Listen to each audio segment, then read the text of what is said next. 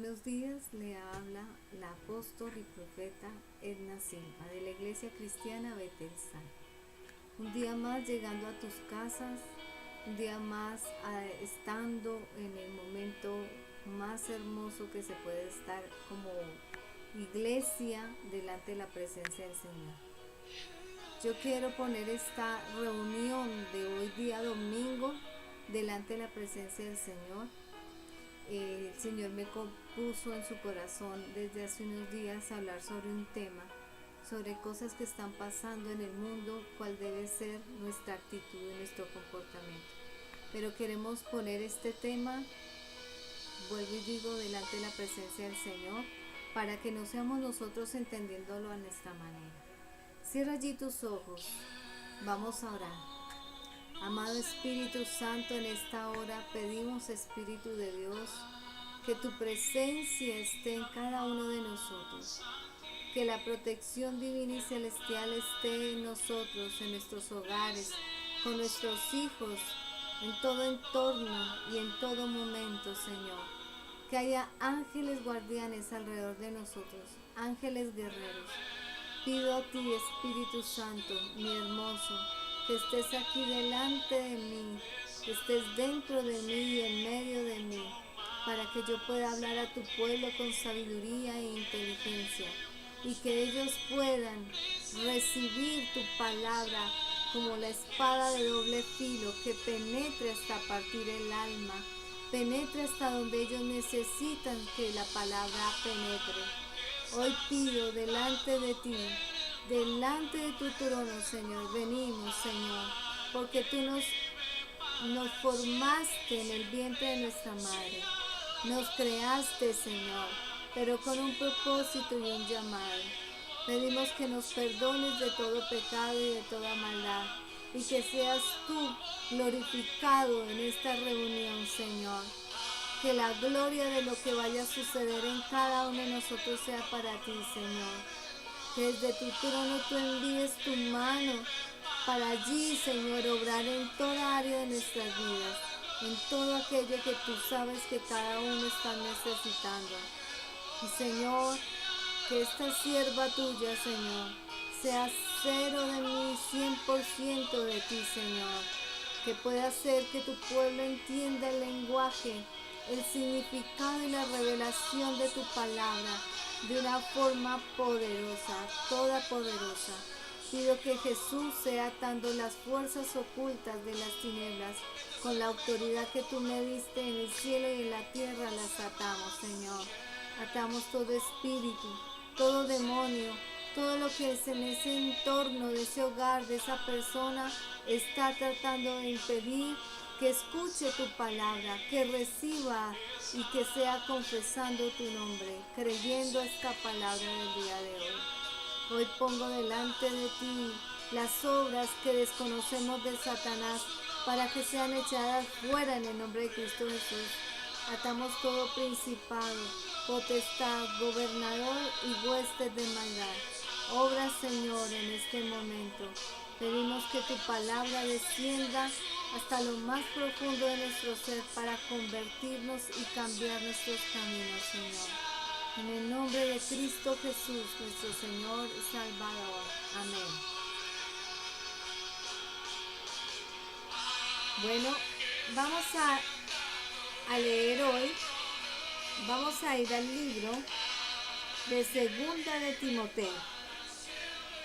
Segunda de Timoteo dice así: así que tú, hijo mío, fortalécete, porque la gracia que tenemos en Cristo Jesús, lo que me has oído decir en presencia de muchos testigos, encomendado al creyente digno de confianza, que a su vez estén capacitados para enseñar a otros.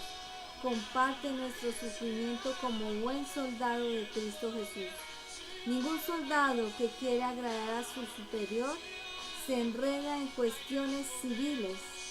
Asimismo, el atleta no recibe la corona de vencedor, sino compite según el reglamento. El labrador que trabaja duro tiene derecho a recibir primero parte de cosecha y reflexiona en lo que te digo. El Señor te dará una mayor comprensión de todo esto. No dejes de recordar a Jesucristo, descendiente de David, levantado de entre los muertos. Este es mi evangelio, por el que sufro el extremo de llevar cadenas como un criminal. Pero la palabra de Dios no está encadenada, dice. Así que todo lo soporto por el bien de los elegidos, para que también ellos alcancen la gloriosa y eterna salvación que tenemos en Cristo Jesús. Amén y amén. Bueno, la palabra de aquí nos habla con mucha claridad que nosotros tenemos que saber este tiempo, saber cómo estamos corriendo, cómo estamos haciendo cada cosa, militando en el Señor. Y habla del atleta, habla de aquel que cosecha, habla de las diferentes funciones que cada uno está haciendo. Y está exhortando a cada uno a analizarse cómo es que en este tiempo está llevando su vida y su comportamiento.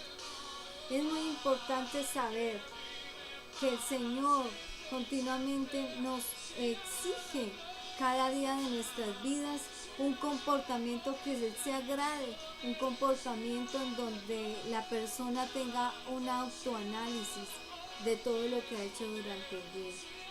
Cuanto más tú estés allí delante de la presencia del Señor, acumulando día tras día, sin venir a Él y sin venir y decirle, Señor, ¿qué hay en mí? Mira mi corazón, examíname, escudriñame y déjame ver lo que está mal en mí. Entonces vas acumulando allí delante del Padre uno tras otro pecado. Ese pecado te puede llevar a la condenación. Cuanto más cuando conoces la palabra de Dios o la conociste y te retiraste. O cuanto más cuando alguna vez te hablaron y no escuchaste. Entonces, 1 Timoteo claramente nos dice, 2 Timoteo 3, nos habla claramente, también debes saber esto, que en los postreros días vendrán tiempos peligrosos, porque habrá hombres amadores de sí mismos, avaros. Yo quiero poner un ejemplo y es todo lo que pasó hace poquitos días con aquel muchacho que fue matado por los policías en el CAI. La gente dice que la palabra no está pasando, pero muchas situaciones se están viendo de abuso de autoridad, la avaricia y la codicia y la vanagloria. A veces las posiciones de una persona, el lugar donde está allí en eminencia, gobernando, en autoridad, hace que esas personas tengan una actitud continuamente de sentirse vanagloriosos, orgullosos. Una persona en un empleo, un empresario, cualquier posición que se tenga, y hace que la persona se vuelva soberbia, altiva, orgullosa, que cree que todo lo tiene bajo su control y que todo mundo se le debe doblegar a lo que esa persona quiera que haga.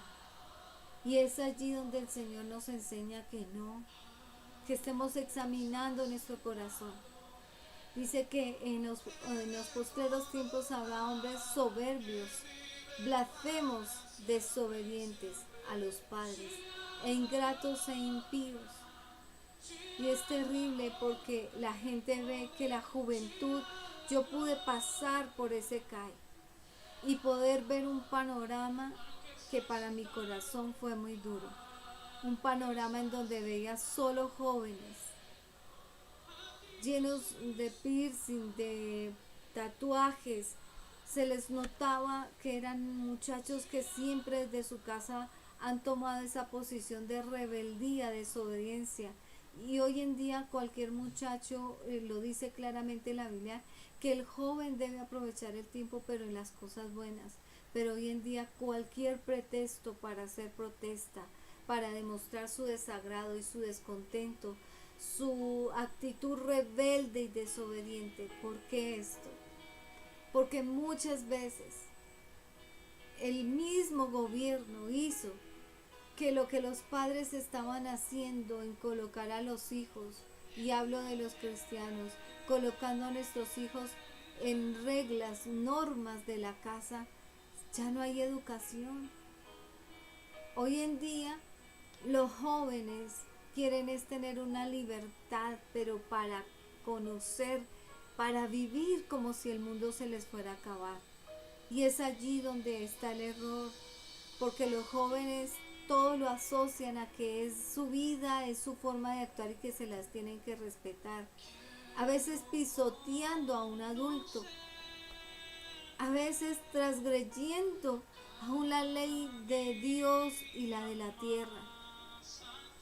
Pero también veía la posición de aquellos policías que acabaron de ver que uno de sus compañeros mató a un muchacho joven que solo pedía ayuda, que no más, y vi esa actitud dominante, posesiva, y viendo esto y antes ellos colocando a los jóvenes allí continuamente, mandándoles continuamente a que se sintieran más de enojo, de ira, de exasperación a los jóvenes. ¿Y por qué? Porque les tomaban fotos, porque los jóvenes decían, sí, muy valientes, entonces vengan, y les tomaban fotos. Y entonces sacaban sus armas, mostraban sus armas, y obvio,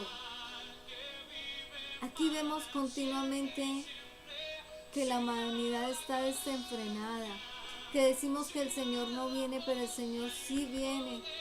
Estos tiempos los profetizaron antes, dijeron que había violencia cual nunca la había habido.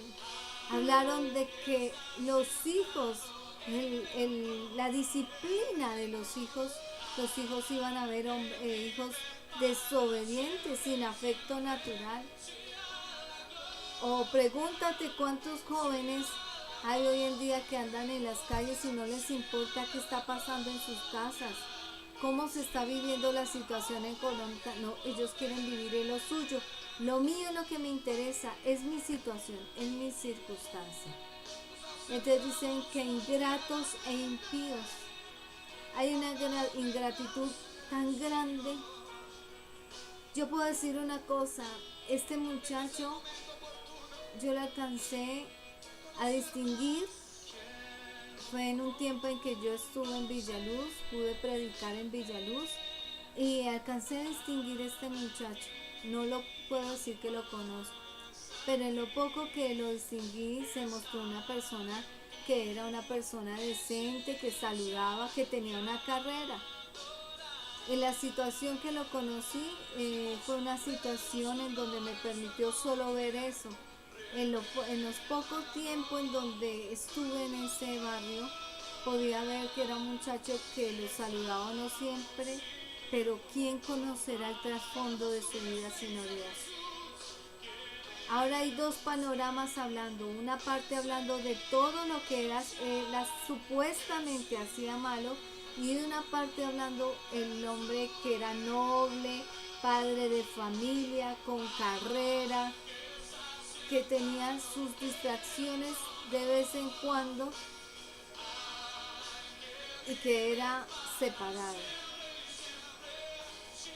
Pero yo les voy a decir una cosa. Ustedes miran y aquí hay dos puntos de vista. El punto de vista de lo que tal vez se muestra en una forma como Dios tal vez quisiera que se mostrara a toda persona. Buen padre, buen ex esposo, buen estudiante, buen amigo, todo lo que la gente habla. Y por otro lado está todo en lo que posiblemente Él dio cabida a esa gente perversa, malvada, para tener dominio sobre él. Porque el alcohol hace esclavizar a una persona, pero también está el que tú des ese punto frágil para que el enemigo un día te destruya. Y eso fue lo que pasó con él. Fue un punto frágil. Porque te digo, ese policía fue dominado por espíritus y demonios. ¿Dios quiere ese policía? Claro que sí, desea que sea salvo.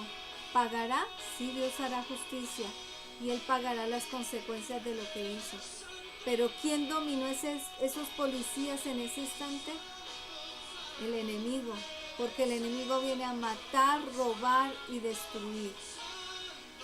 Entonces tenemos que darnos cuenta que ya varias veces este muchacho había pasado y al parecer no se sabe, eso solo lo sabe el Señor. Dicen que al parecer él ya había tenido sus inconvenientes con el policía. Dio una oportunidad a que el enemigo quisiera venir a matar y a destruir su vida. Y es ahí donde yo te hablo.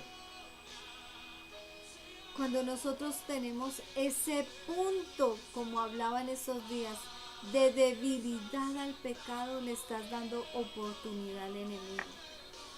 Dice claramente, verso 3, sin afecto natural, implacables, calumniadores, interperantes, crueles.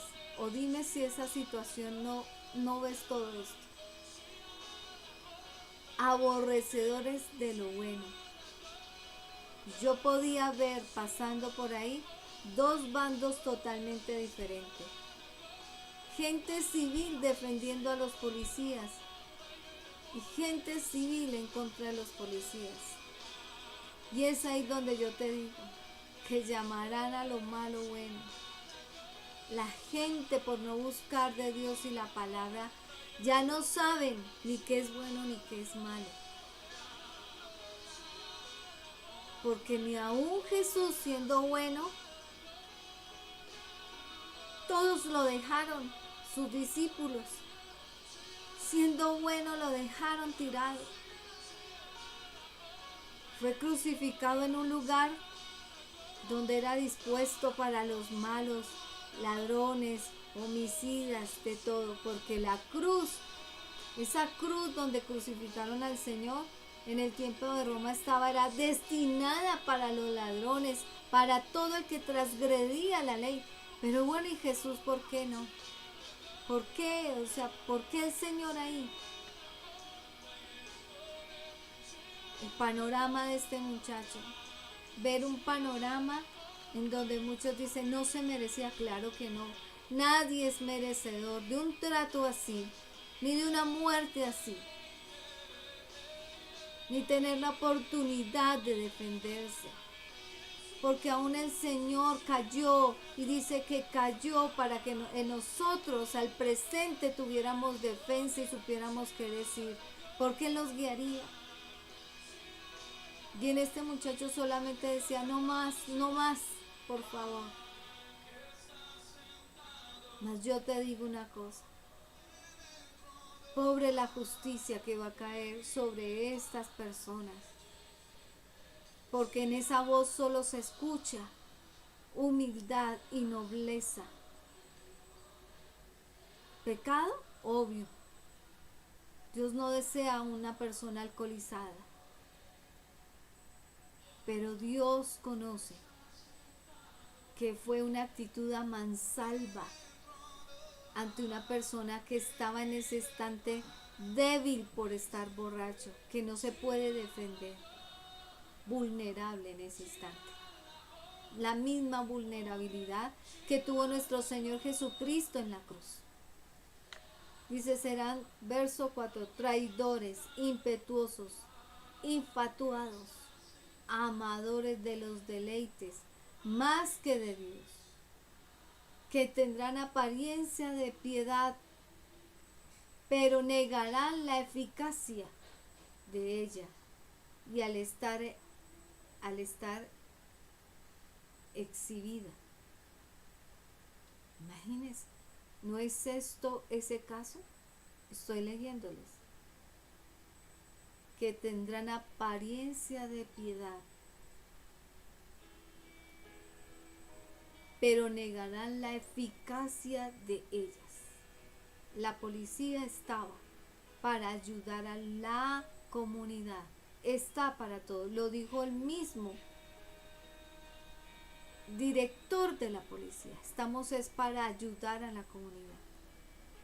Pero hay tanta violencia, hay tanta corrupción que nos hemos olvidado qué posición vamos a tener cuando Dios nos llame. Hay tanto pecado que nos vamos a dar cuenta que ya ni las autoridades de la tierra, ni lo que tú hagas, va a tener la misma eficacia que si tú vienes al Señor. Y va a ser exhibido. Hay una palabra en la Biblia que dice que Dios sacará a luz, el libro de Lucas dice, que sacará a luz lo más oculto. Pero hay otras cosas que el Señor va a reservar porque son de Él, exclusivamente del Señor. Pero aquí podemos ver claramente que hubo personas que vieron, posiblemente hubieran podido sentir, si muchas veces se une la comunidad para tener estos actos de violencia, ¿por qué no hubo una comunidad que se levantara y fuera y quitara a esos policías del lado de ellos? Tenemos la suficiente fuerza para ser violentos y demostrar nuestro carácter, rompiendo y de todo, pero nunca para defender al prójimo, porque ahí muchos hubieran podido hacer algo, vecinos, todo el mundo que está viendo eso, haber ido a coger a los dos policías, eran dos nomás. Si se unen muchos, ¿cuántos hubieran podido quitarle de los brazos a ese muchacho y haber evitado eso? Pero vuelvo y les digo, segunda de Timoteo 3, verso 5. Tendrán apariencia de piedad, pero negarán la eficacia de ella. Y estos serán evidentes, porque de estos los que se meten en casas y llevan a las mujercillas cargadas de pecado por diversas concupiscencias. Estas siempre estarán aprendiendo y nunca pueden llegar al conocimiento de la verdad. Triste, la gente anda como anda, que no se dan cuenta que tanto el uno como el otro de los dos bandos estaban cometiendo un pecado y no pueden llegar al conocimiento de la verdad. Y tanto el uno como el otro están necesitando del Señor. Aquí no hay ninguno que se escape ante esa realidad. El Señor desea que nosotros conozcamos la palabra de Dios. Estoy hablando de tiempos que el Señor ya los tiene de antemano puestos así, esta violencia. Pero si en este instante tú no te sales de ese común, de ese mundo, de ese entorno familiar, de ese entorno de amistades, de ese entorno donde te preparas universitariamente, estudiantilmente, y no tienes un parar en tu vida para decir: Señor, hoy murió este muchacho así, ¿cómo será mi muerte? Si yo no me arrepiento, si yo no hago las cosas bien. Tú te has puesto a pensar, según la condición de tu comportamiento y de tu vida, ¿cómo será el tipo de muerte que vas a recibir? Si es en paz con Dios, si es una muerte tormentosa. Tengo personas conocidas mías, cercanas mías, que dicen que aquellos que están muriendo de COVID se les refleja en sus caras el sufrimiento, porque aún ellos dentro de la clínica sienten, perciben con la fuerza que viene el espíritu de muerte y comienza a tomar uno tras otro personas en sitios donde cada uno está encerrado en vidrio, en su sitio, en su habitación, donde los tienen ahí divididos por solo vidrio. Y pueden ver cómo continuamente se siente ese oleaje del espíritu de muerte y comienza a sonar, a alarmar cada monitoreo, comenzando a mostrar signos de sufrimiento y de muerte. Y comienza camilla 1, camilla 2, todos al tiempo a sonar. Dice el Señor claramente que en los tiempos postreros el diablo, Satanás, vendrá a matar, a destruir, a robar tu alma de las cosas que Dios te tiene preparado. Si tú ya no te apersonas y te quitas ya de estar doblegándote a este mundo y terminar así, de esa forma como terminó este muchacho. A matarte, a destruirte en el pecado, en el vicio, en la inmundicia. Muchos me decían, el Señor, ¿acaso no va a tener misericordia de ese muchacho? A mi concepto, yo, Edna Silva, he visto un Dios de amor, un Dios de misericordia. Y sé el Padre que yo tengo, ese Dios hermoso, que va a tener misericordia. Y no con esto te estoy diciendo, sigue en el pecado. Que como termines, Dios va a tener misericordia. Estoy hablando cuando una persona no ha tenido defensa para que no sea tan vulnerable en el momento de morir. Estoy hablando cuando no puede ni defenderse, está impedido de muchas formas para defenderse, para hacer que toda persona pueda tener una muerte digna. Que en un momento de eso lo único que hicieron fue un complot, una confabulación. Estoy hablando, ahí el Señor va a tener misericordia. Fue algo que la persona no se esperaba. Fue algo fortuito y fue algo planeado. Y Dios conoce las intenciones del corazón. Y Él va a hacer algo. Pero cuando la persona no tiene ese tipo de muerte, entonces ahí es donde la persona tiene que estar preparada en el conocimiento de Dios, en el conocimiento divino de lo que Dios tiene para él, para ella. Es ese momento en donde tú no puedes llegar a ocultarte y decir, Señor, mi muerte debió haber sido, y te va a decir, pero tenías conocimiento de la palabra, conocías el bien y el mal, alguien te predicó, leías la Biblia, orabas. ¿Por qué entonces no te preparaste todos los días? Son dos puntos totalmente diferentes. Vamos a irnos al libro de Mateo 24:10. Dice, muchos tropezarán y se entregarán unos a otros, y unos a otros se aborrecerán.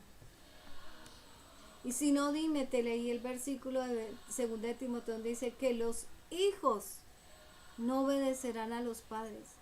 Yo veo este tipo, muchos hijos, en donde el enemigo, no hay nadie más, le ha metido a los hijos un aborrecer por los padres, por esos padres que los sacaron adelante, que en medio de sus equivocaciones hicieron el esfuerzo, porque posiblemente te hubieran podido dejar como muchas madres y padres dejan en un lugar de orfandad a los hijos. Pero veo un aborrecimiento,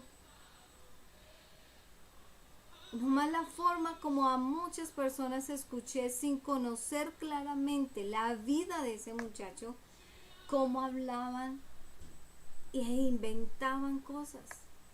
y sentía yo que era mentira, era calumnia. Y ya decían conocerlo, y ya decían saber su pasado, su presente, su futuro, todo. Y solo porque de pronto se presentó algún disgusto, porque solamente se tuvo alguna situación. Entonces la cuestión es aquí, es que dice, unos a otros se aborrecerán. Dime si esto no es una clase de aborrecerse. Aborrecer a una y a otra persona solo porque no hizo lo que tú querías, o tal vez no esperaste o no recibiste que hay en tu corazón. Estoy hablando de la descripción de las personas que el Señor dice que habrá en los postreros tiempos. Gente amadora de sí misma, aborrecedora de lo bueno. Dice el verso 11, Mateo 24, 10, 12. Dice, y muchos falsos profetas se levantarán, engañarán a muchos, y por haberse multiplicado la maldad, el amor de muchos se enfriará. Dese cuenta, esto es algo profético. A veces a los que no tienen conocimiento de la palabra le creemos. Yo he visto iglesias en donde profetizan al oído de la persona. Bueno, y si es un profeta de Dios, ¿por qué no lo dice en alto para que los demás escuchen y vean si sí realmente se cumple? Pero no lo hace. No hay ese discernimiento de la gente para conocer el bien y el mal.